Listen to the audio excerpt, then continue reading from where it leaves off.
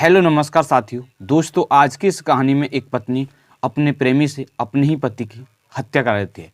Hello नमस्कार साथियों। दोस्तों, आज की जो कहानी है वो है लखनऊ की। साथियों, आज की इस कहानी को शुरू करने से पहले मैं आपसे एक विनती करना चाहूँगा कि अगर आप हमारे यूट्यूब चैनल पर पहली बार आए हो तो चैनल को सब्सक्राइब करें, वीडियो को लाइक करें और शेयर करें। साथियों, आज की जो कहानी है वो है लखनऊ की। उत्तर प्रदेश में, जो उत्तर प्रदेश की राजधानी भी है, और एक ज़िला पड़ता है लखनऊ, और उस ज़िले में एक थाना पड़ता है वजीरगंज, और उस थाना क्षेत्र में एक इलाका पड़ता है, एक इलाका या कह सकते हैं एक गांव पड़ता है बालू अड्डा। साथियों, उस बालू अड्डा का रहने वाला एक व्यक्ति होता है, जिस व्यक्ति का नाम होता है हिमांशु।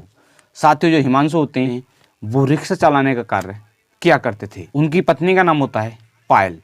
साथियों, पायल के साथ शादी होती है। अब शादी होने के पश्चात लगभग 3 साल तक सब कुछ ठीक चल रहा होता है। साथियों, जो पायल होती है, पायल की शादी हो जाती है। शादी होने के पश्चात वो ग्रेजुएशन की जो पढ़ाई होती है उसको कर लेती है। इसके पश्चात वो हॉस्टेज की पढ़ाई करने के लिए कहती है। उसके जो पति होते हैं वो मना कर देते हैं, क्योंकि साथियों उसके जो पति होते हैं वो रिक्शा चलाया करते थे। रिक्शा चलाने में जो भी पैसे मिलते थे वो उससे अपने घर का जो खाना खर्चा होता है उसको चलाया करते थे। इस कारणवश वो मना कर देते हैं कि ऐसे ऐसे हमारे पास इतने पैसों की व्यवस्था नहीं है, मैं आपकी पढ़ाई नहीं करवा सकता। साथियों, ये बात उसकी जो पत्नी होती है उनको काफ़ी गलत लगती है। साथियों, इसी बीच लगभग इस घटना से 1.5-2 साल पहले उनकी जो पत्नी होती है वो अपनी बड़ी बहन के यहाँ पर जाती है। जाने के पश्चात उसकी एक देवर होते हैं, जो उसकी बड़ी बहन होती है उसके देवर होते हैं, जिसका नाम होता है आयुष। आयुष से उसकी बातें होती हैं। साथियों, बात होने के पश्चात वो धीरे धीरे उससे फ़ोन पर बात करना शुरू कर देती है, और इसी तरह से वो उससे कई कई घंटों तक बात करना शुरू कर देती है। साथियों, उसके जो पति होते हैं जिसका नाम होता है हिमांशु, वो जब भी रिक्शा चलाने के लिए घर से बाहर जाते थे, जो उनकी पत्नी होती है जिसका नाम होता है पायल, वो जिसका नाम होता है आयुष, आयुष से फ़ोन पर बातें करते थे, कई कई घंटे बातें किया करती थी। साथियों, इसी तरह से अब चलता रहता है।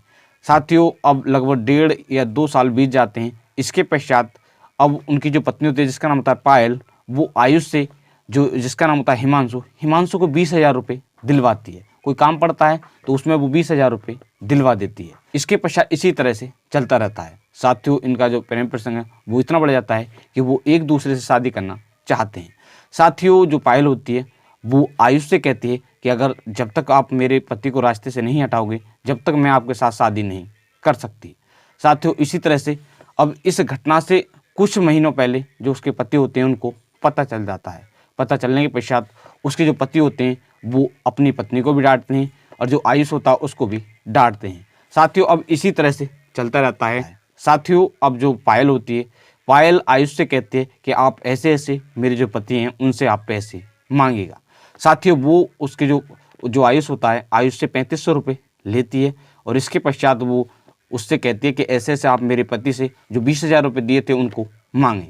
साथियों, वो प्लानिंग के अनुसार जब उससे पैसे मांगते हैं, मांगने के पश्चात साथियों जो उसका पति होता है जिसका नाम होता है हिमांशु, जो रिक्शा चलाया करता था, वो कहता है कि फ़िलहाल में मेरे पास पैसे नहीं हैं, जैसे ही जुगाड़ हो जाएगा मैं दे दूँगा। साथियों, अब 21 जनवरी को जो ये होता है जिसका नाम होता है आयुष, आयुष दीपांशु से, जो हिमांशु होते हैं, हिमांशु से पैसे मांगता है। साथियों, जैसे ही पैसे मांगता है तो वो मना करते हैं कि ऐसे ऐसे मेरे पास फ़िलहाल में पैसों की व्यवस्था नहीं है। साथियों, जो पायल होती है, पायल अपने पति से कहती है कि ऐसे ऐसे मेरे पास 3500 रुपये हैं, आप इनको ले जाएं और उनको दे दें।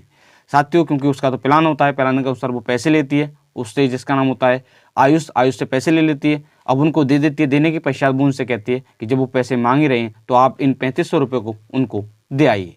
साथियों, उसके जो पति होते हैं जिसका नाम होता है हिमांशु, वो पैसों को देने के लिए 21 जनवरी की शाम हनुमत धाम जाता है। साथियों, जाने के पश्चात वहाँ पर जो आयुष होता है वहाँ पर उपस्थित होता है, वो आयुष को पैसे दे देता है। साथियों, वो इस प्लान में जो आयुष होता है वो एक अन्य व्यक्ति होता है जो उनका ही रिश्तेदार होता है जिसका नाम होता है जैकी। जैकी को भी शामिल कर लेता है। अब जैसे ही वहाँ पर पहुँचते हैं तो जैकी और जो आयुष होते हैं वो वहाँ पर उपस्थित होते हैं।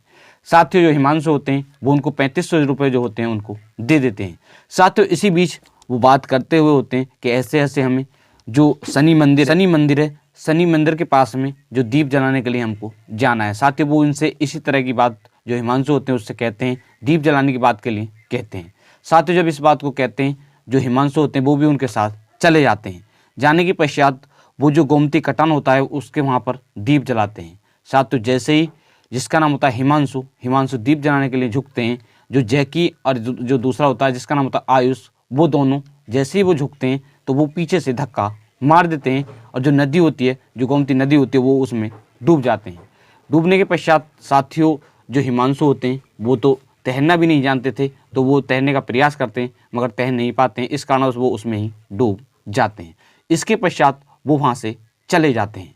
साथियों इसी तरह से जो हिमांशु के परिवार वाले होते हैं अब वो इंतज़ार करते हैं कि ऐसे ऐसे आज जो हिमांशु है वो क्यों नहीं आया। साथियों इसी तरह से वो 21 जनवरी की रात इंतज़ार करते हैं। इसके पश्चात 22 जनवरी को जो एक थाना पड़ता है वजीरगंज, उस थाने में जाते हैं और जो हिमांशु होते हैं उनकी गुमशुदगी की रिपोर्ट दर्ज कराते हैं। साथियों जो पुलिस होती है वो रिपोर्ट दर्ज कर लेती है, इसके पश्चात जाँच करना शुरू कर देती है। इधर जो मृतक के परिवार वाले होते हैं वो भी जाँच करना शुरू कर देते हैं।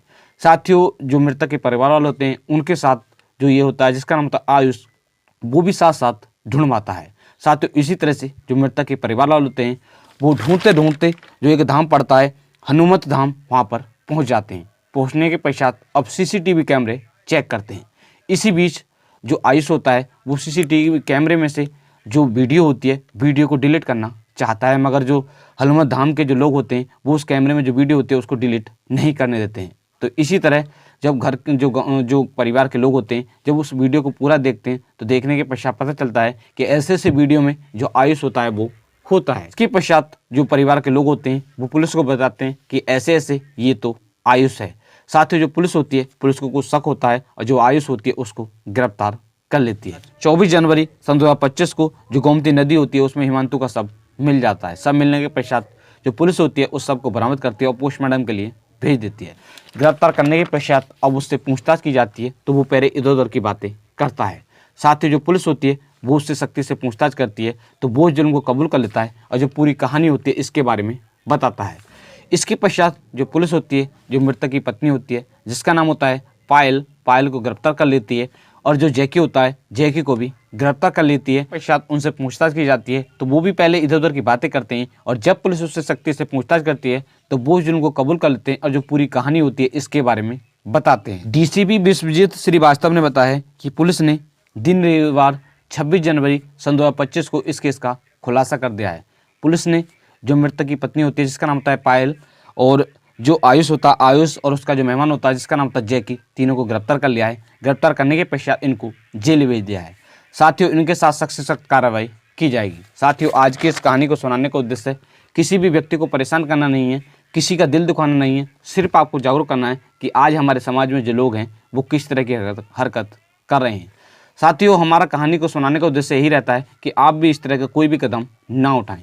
साथियों आज की जो कहानी है इस कहानी को मैंने कुछ न्यूज़ के माध्यम से पढ़ा था, जैसे Navbharat news, Dainik Bhaskar news, news track और न्यूज़ हिंदी 18। साथियों इन न्यूज़ के माध्यम से इस कहानी को पढ़ा था। साथियों अगर आप हमारे YouTube चैनल पर पहली बार आए हो तो चैनल को सब्सक्राइब करें, वीडियो को लाइक करें और शेयर करें।